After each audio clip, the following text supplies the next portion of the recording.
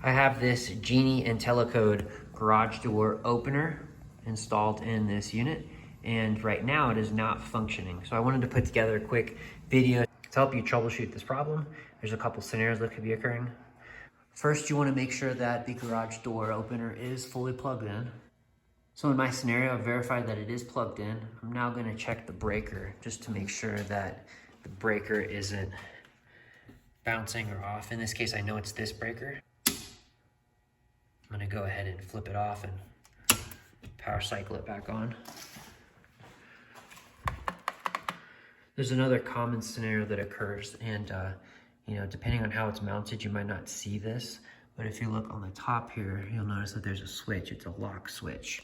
The intention of this is to prevent the garage door from operating, so this feature, if it is slid to the right, the garage door opener will not function. So I'm going to switch it to the left, immediately have a light,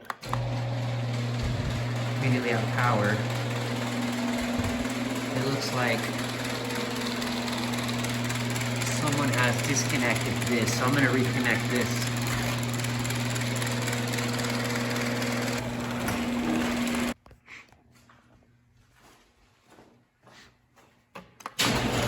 So I had to reconnect that in order for it to operate.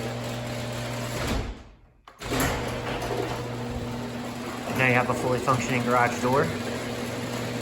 Hopefully this helps you solve your issue, and it's easy like mine.